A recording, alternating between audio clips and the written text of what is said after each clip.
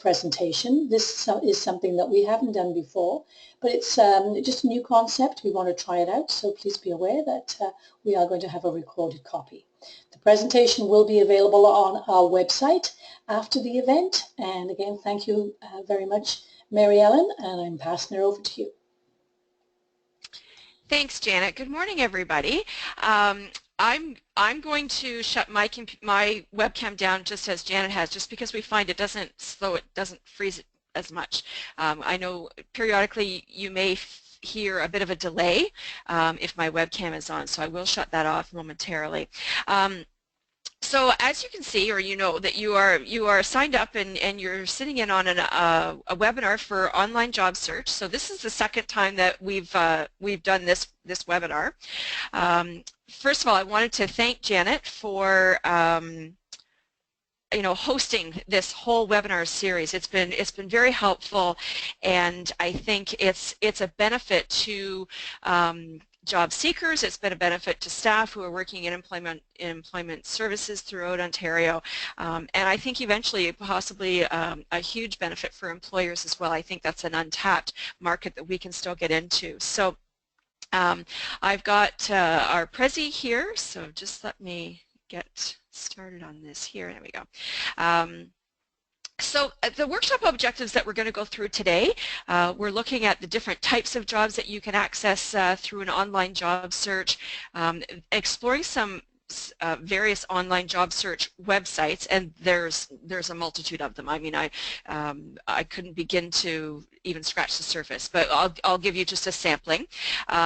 We talk about different technical devices that you can use for an online job search, how to go about creating an online profile, and we can have some discussion about that if people have questions, as well as some strategies for effective online job search. So in terms of I mean, the reality is we must have an online job search. It's just part of how job search has morphed over time, but it has to be part of your job search strategy. So you really can't do it without an online element. But there are all kinds of jobs that you can search for through an online job search in terms of full-time, part-time, seasonal, summer students, summer and student jobs, so not even just for summer jobs, but student jobs throughout the year, temporary as well as contract positions. So there is quite a variety of jobs that are available. So one of the resources that I've gone to with regards to finding jobs online is through jobhunt.org, and they have they're a great resource for all things job search related, and they've created a guide in terms of finding jobs online, and just some of the key elements, or the key points. They are certainly of the philosophy that networking is still one of the quickest ways to find a job. So one of the stats that they quote is that you're 5 times more likely to be hired if you've been referred by an employee than if you apply without knowing anybody. So that networking element is so important in terms of helping to make connections and find employment opportunities. Another element certainly is employer websites. So visiting target employer websites. So there may be certain websites or certain employers that you would really like to work for. You should be targeting their websites, because a lot of times they will have a link or a career on that website, careers or employment opportunities, or working for that employer, and finding current jobs that are posted there. Sometimes the link to the job postings is labeled as working with us, or and then you may be able to even sign up on their own website if they have the capacity to do that, to have new jobs sent to you. So setting up those an alert, and we'll talk a little bit more about that in some future slides. But so make sure that you're checking out the employer's website so that you're familiar with what they do in terms of their products, their services, use that information that you collect in the interactions with an employer. So make sure that you are targeting those employer websites. You may find those job postings on other websites as well. In websites such as these, what they call job aggregate websites or job aggregators. So these can be very powerful and very useful because it's bringing postings collected from websites that we just talked about, the employer websites, job boards. So here at Lambton College, even on our employment services website, we have job postings, and sometimes our job postings that I post on Lambton College will show up on a website like Indeed. But it also pulls from association websites, other publications. Indeed and the other aggregators like Simply Hired, they show you the job listings. They'll also pull from, Workopolis or Monster, things like that. So these websites are very powerful. When you click on that job listing on the aggregate website, it'll take you to that job source, which can be an employer or some of these other ones that I've listed here. So, those are, and again, a lot of those websites, you can also set up job alerts that will send new postings to your email. So you can create a profile so it's filtering out to you specific jobs that you might be looking for. And that can be based on a geographical area. It can be based on skill sets, things like that. Okay. Another key one is LinkedIn. So currently one of the most powerful and effective professional social networks. It has job postings. So if you are on LinkedIn, or if you want to go to it and explore it, you'll see a jobs link below the search bar. You can also check out LinkedIn groups. So you can join multiple groups, which we'll have multiple discussions and leads and things like that, as well as accessing company profile pages to your target employers. So not only can you go to the target employer's website, but you may be able to link with them on LinkedIn as well, and see employer activity on the LinkedIn website. So that can be a really good online venue as well to connect with people through target employers. Okay. Obviously another very common one is social media. So in addition to LinkedIn, you can access job postings through Twitter, Facebook. Another common one is Kijiji as well. You need to be cautious with some of those, and you want to make sure that your own profile is pristine as well when you are accessing social media. So you can certainly target Twitter accounts. A lot of employers are using Twitter now to communicate out, so that can be another valuable source of information for online job search. Okay, and another one are associations or alumni. So associations and school alumni groups, they have effective networking websites as well. Often their websites will have job postings for their members. So, if there are any workplace associations or school alumni that you've worked for an employer in the past, look for things like an alumni group for that employer, because it may give you some additional leads as well. Okay. So this was an infographic that I had found, and it is from Beyond.com, and what they did was they did a survey of 4,007 job seekers, and this was from 2014. So one of the things that they've identified is, in terms of online job search, the computer is king. Everybody has devices or multiple devices. So, people have smartphones, they have tablets, they're using laptops. And what they did was they did some research and found and looked at what they're calling multi-screen job search. So basically they're just identifying that, they're saying here 91% of computers are still the go-to job search device. So 91% of people still search for jobs on computers, even if they also use a smartphone or a tablet. So but there's a lot of mobile devices, and 83% of those people are using smartphones or tablets to search for their jobs. And in a moment you'll see a bit of a breakdown on where they're using their, what they're using their favorite device for. So you'll see here, I think I can just zoom in on this a little bit. Whoops, hang on. Sorry about that. So you'll see here the breakdown of smartphones versus tablets versus computers, and what they're using each of them for. So on the smartphones, people like the mobility. They can search for jobs anywhere, anytime. Okay.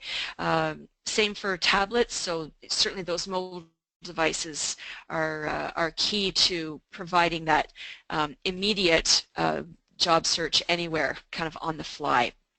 Computers, they still find 46% are finding that that they're able to easily apply for job postings online, as opposed to maybe doing it on a smartphone or a tablet. So they're using some devices, the mobile devices, more for information, but maybe doing an actual application or applying to a job posting, they may go back to a laptop or a computer to actually do that. Okay.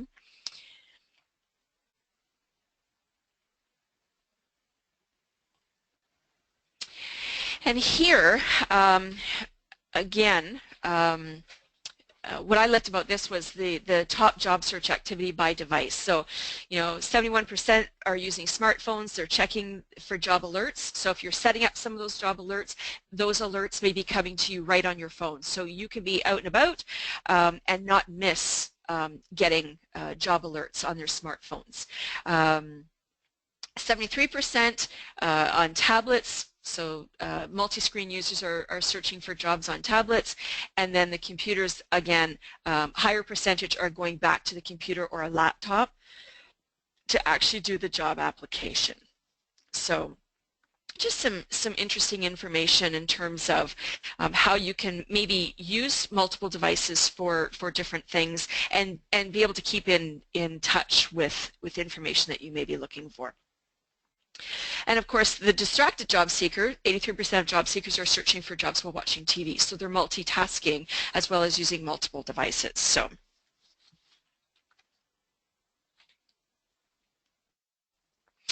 So here we have just a little bit of information, and certainly this is not an exhaustive list. I've highlighted some common job search websites that hopefully people are going through. Jobbank.ca is the Service Canada one. Indeed and Alluda, those are types of, and Monster are the ones that are some of those aggregate websites where they're bringing a lot of information together from multiple websites. Certainly some examples of individual, Charity Village is one that I used to use quite frequently for individuals who are looking for work in the not-for-profit sector. Individual employers, bigger employers, and smaller employers. So it can vary. Lots of municipalities will have a career website or a career page or a career link on their website. ApprenticeSearch.ca is a good one if you're targeting different apprentice website, apprentice jobs, so job posting. Sorry, and then like Ontario Jobs and Jobs.gc.ca if you're looking for some the government websites as well.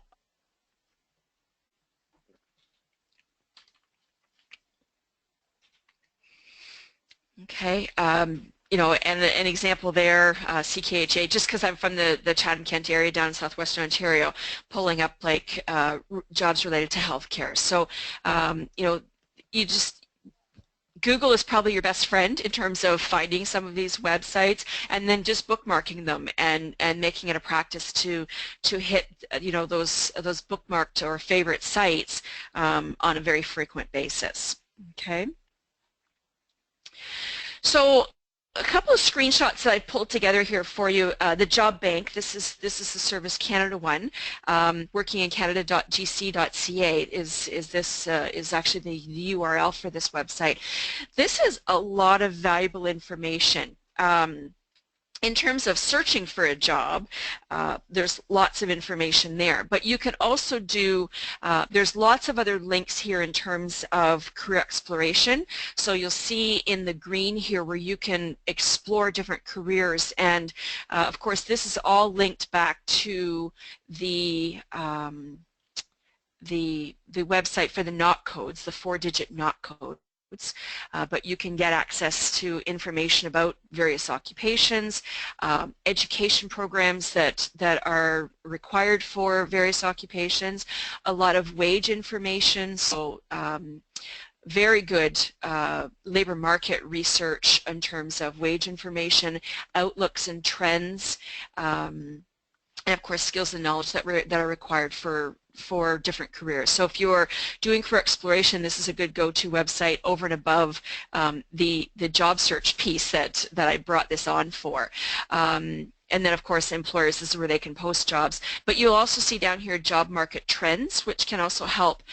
There's lots of job market news, and what I like about that is they will have they'll have national news, but then they also have local news, job market news as well. So, and then they have information about unemployment rates. And then this over on the bottom right-hand corner, a fairly new tool, this career tool can help you learn about different fields of study that are in demand. So I've explored this a little bit. I have not explored it in its entirety, but certainly would be something else to take a look at as well in terms of information that's available on the Service Canada website. So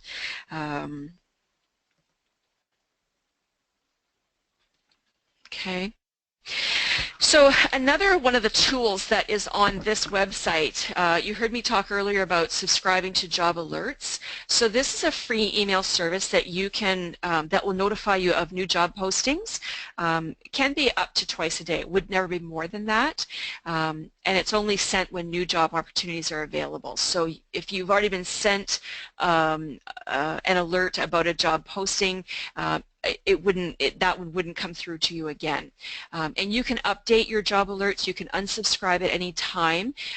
You don't need to be in receipt of employment insurance to be able to access these job alerts on the on that website. So very, very good tool. I've signed up for a couple of different alerts, partly so that I could access information for our clients here, but also have done some just for myself personally as well. So this is just a screenshot of what you would go through to actually set up your own job alert, so you can identify geographically the city that you're looking for in your email and subscribe. So it's really that simple.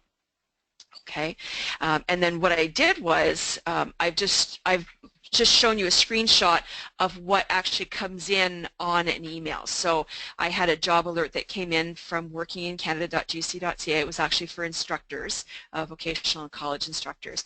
And then it shows me again, because I've looked in this geographical area, it would show me, 2 new jobs that have come up, and then it would show me Ontario jobs as well as jobs across Canada and the numbers. And again, they link in some job market or labor market information related to this particular NOC code.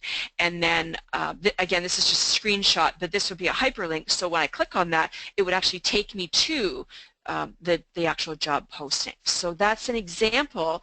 If you set up a job alert, what would come into your email. Okay.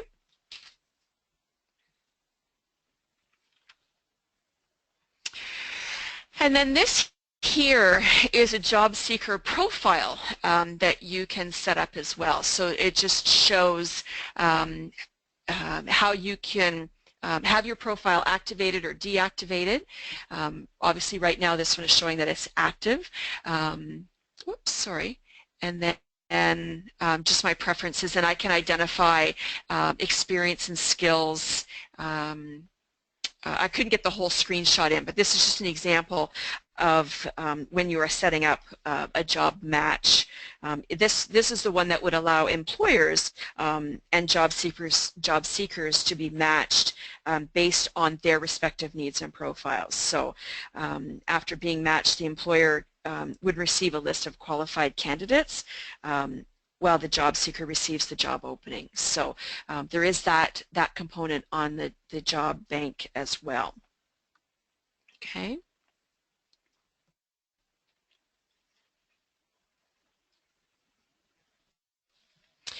So another strategy that this is just an example. I just randomly picked an employer. So, you know, when I said about targeting an employer, if you wanted to work for a particular employer, you could go to their website. I just happened to pick on Home Depot, and because I knew that they could, you know, they have a process where you would create a profile and you can actually you can search all of their job postings, again, for a specific geographical area. I don't know when I did this one if I maybe picked on Sarnia again because it was just the closest one to me. But this is where you would create a profile, and if you see a job that you want to apply for, you actually click on that link, and it will take you through, so you can actually search the job openings that are available, and then you would get the job details, and then if you wanted to apply to that, you would actually click on Submit Resume. It takes you through a number of questions, you know, that you are pulling information off of your resume, and then you can also upload a copy of your resume. Most of these types of online applications, they may identify how they want you to submit your resume, whether it's in a PDF format or a text-only format or a Word doc.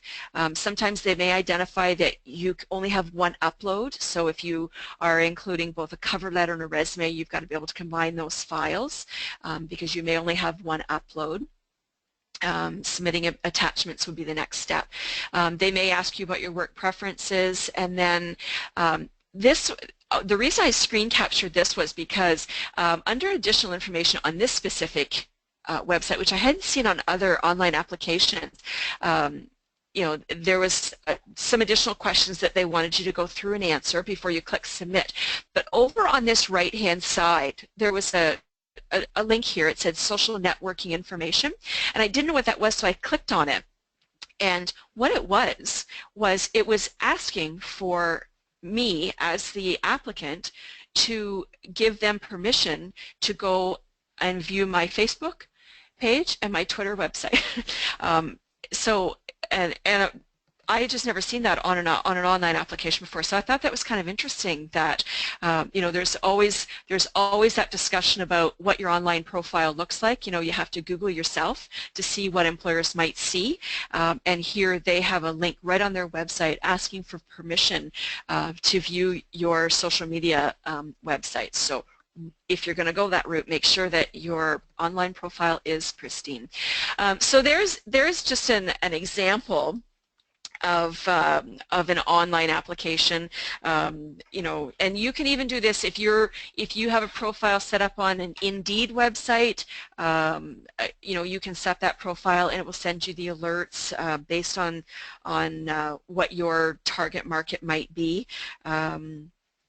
But certainly this is good information in terms of going through. And some of these applications can take some time, so make sure that you leave yourself enough time and not be rushed to go through it. Because there may be a series of questions. I know when my daughter applied to Tim Hortons, it takes you through basically a mini interview. There's a multitude of questions, multiple choice questions that they will ask you, various scenarios and situations. So it isn't just filling out, you know, an online form and submitting your application. Sometimes they will take you through additional questionnaires and things like that. Okay.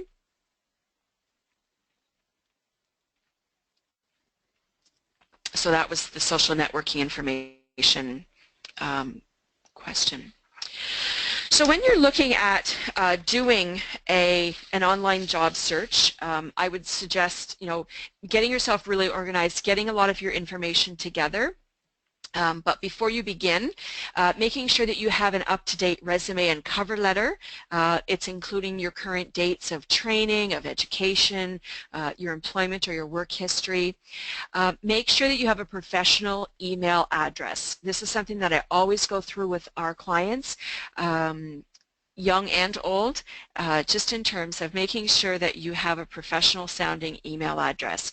If you have partygirl35@hotmail.com, you know, you're welcome to keep that email address, but please don't use it for your job search. Create a second email that you can use specifically for your job search, and then make sure that you're checking that email on a regular basis. Because sometimes you may have to go into that, the other thing is you may have to go into that email and check the spam folder or the junk folder, because sometimes, and I have seen where you know, as you apply for something, they'll send you a confirmation email and remind you to maybe check a junk folder, because depending on the settings on your email, it may not come into your inbox. So you want to make sure that you're checking those on a regular basis. Access to high-speed internet or a newer computer system is probably a good strategy to have, and if you don't have access to that at home, you can certainly go into most employment centers. They'll have access to those tools, and usually a resource and information staff that might even be able to help you through some of that process if you're not technically savvy. Make sure that you're reviewing the employer's instructions and the application requirements, you know, before you kind of get partway through an application and realize that you're maybe missing a piece, because you may not be able to save that, and then you'd have to start your work over again. So make sure that you're aware of what the employer is requiring kind of before you start that application process. And then again, because some of them can be time intensive, ensure that you've got enough time to go through it without being rushed. So I've actually seen people come into our center here at, like, you know, 4 o'clock in the afternoon. We're closing at 4:30, and they're trying to get through an online application, and sometimes that just doesn't work. So the other thing, just in the essence of time, is if you see a job that you want to apply for online and there's a deadline, and say the deadline is next Wednesday, don't leave it until next Tuesday to do it. You know, if you see something you want to apply for online, give yourself lots of time and apply for it right away, so that you know it's done. You know, actually, I had a horror story where I myself left a job application to near the last minute, and when I went through and applied for it, something happened with the email. It didn't go to the correct email. Fortunately, I checked my email, and something had bounced back, so I still had an opportunity to make sure I had applied to the right email address. So just make sure that you're leaving yourself enough time for the actual application process and for any dates or deadlines. Okay, so that's really important. So some of the do's, like I just said, in terms of the email, make sure that you're checking it on a regular basis. Create those online profiles on the websites of companies that you would like to work for, and just, you know, keep an eye on company activity. Go through and try and create some alerts, if you haven't done it in the past, on different job boards, some of those search engines and the aggregate websites. Make sure you have that up-to-date targeted resume package ready. So maybe you have it in a PDF format, you have it in a Word document, keeping that all together in one folder so it's easy to access. Make sure that you're following all those application instructions. I said earlier, you know, Google is your best friend in terms of putting your hands on research and researching that company before venturing through an online application, so that you're familiar with who you are applying to and the job that you are applying for. We have a quiet group here again. Janet, no questions to this point? No, there are no questions. There was one question that came in. It's really just something that if people are making copious notes, they just need to be aware that, I guess in one of your slides, it should be apprenticeship.com, not .ca. Thank you. I'm not sure as I get, whether people have been making copious notes, but we can make that, Okay. we'll make that change and Thanks, Corey. yeah, that's the only one. So everything else is good. Okay, so just in terms of the don'ts, we've already talked about, the cute or suggestive email addresses. Just have a professional sounding one for job search. Don't send a resume package by email in any other format than what is specified by the employer. So sometimes an employer may be very specific in terms of how they want digital information uploaded or attached. So if they're asking for it in a Word document or in a PDF, make sure that you're following those directions to the letter. Don't leave any blank unanswered cells or sections in the application. Okay. Don't assume that the application was received if it was sent by email. Always follow up unless specifically stated otherwise. Most times, I think in most of the online applications, I know even on ours, if somebody's applying to a job through our online website, there's kind of a standard confirmation email that you will receive back identifying that it's been received. And sometimes with some follow-up directions as well. So some of the strategies that you may want to kind of follow in terms of an online job search. Checking for new postings at the end of the day allows you to capture new postings that would have been posted during business hours, unless you're doing a check like in the morning again and again in the afternoon, but sometimes that's difficult to do. Don't wait until the last minute to apply before a deadline, so we talked about that earlier. Leave yourself time in case something goes wrong. Technology, it has its good points, but it can leave you in a lurch as well. So you want to make sure that you're leaving yourself enough time to meet any deadlines. Also, in terms of an online job search, using keywords. There's a lot of times employers will be using software programs if they're screening large volumes of applications and resumes. So they'll do what's called a keyword search. And sometimes that may be what they will use to help kind of create a short list or filter out applications that are maybe not what they're looking for. So make sure that you are using those keywords in your resume, in your cover letter, or online applications, because those may be what they're using to do some of that filtering when there's a large number of applications coming through. So some of the things that you want to do is create a job search plan. So, make a plan of some of the websites that you want to maybe start frequenting on a regular basis. Setting up those online profiles so that you have some information coming back to you. And setting up an email and some job alerts so that, again, that information is coming to you if you're out and about, and you can set it up so it's coming into whatever your mobile device is, if it's your smartphone, if you're using a tablet, and making sure that you're checking those emails on a regular basis so that you're not missing something. And again, checking your the spam or your junk folder to make sure that something isn't landing in there by mistake and if it's not coming into your inbox. Or if it does come into your spam folder, then you can send it to your inbox, and then your email will know that that's no longer junk mail.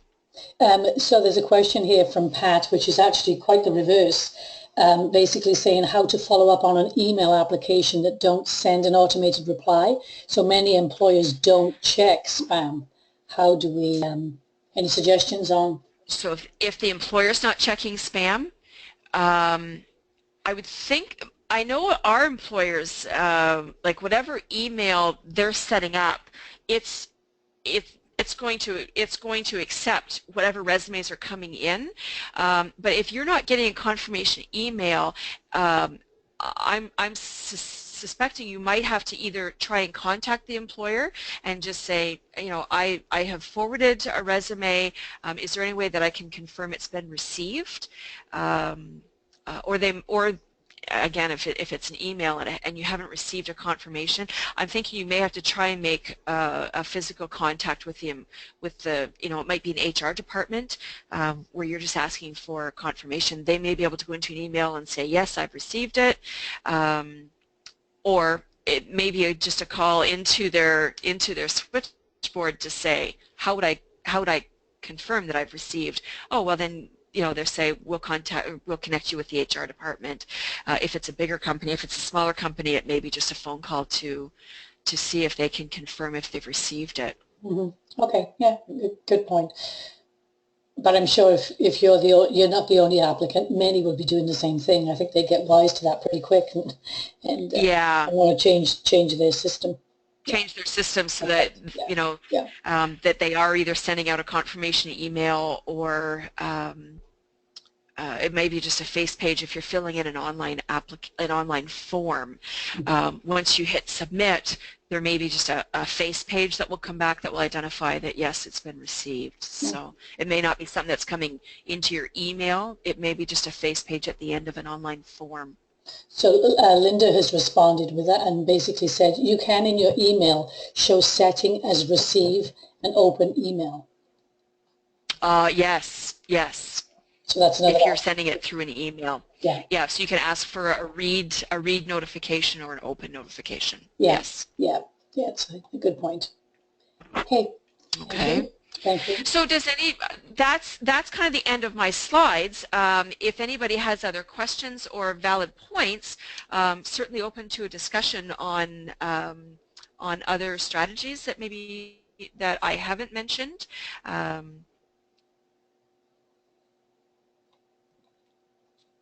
Nothing's yet.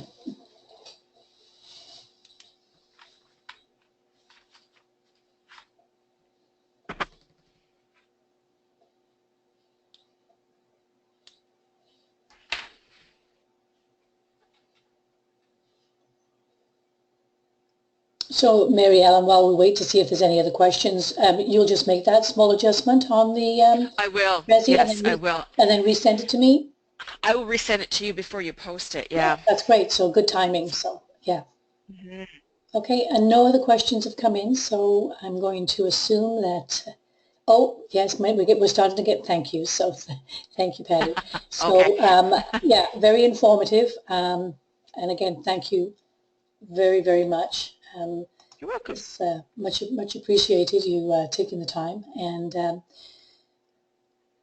yeah, it's all thank yous. Great presentations, so you're getting great feedback, so you need to know that. Okay, well, thank you very much, everybody, and hope to see you again at one of our next webinars, or even hear you. Take care. Have a great day, everyone.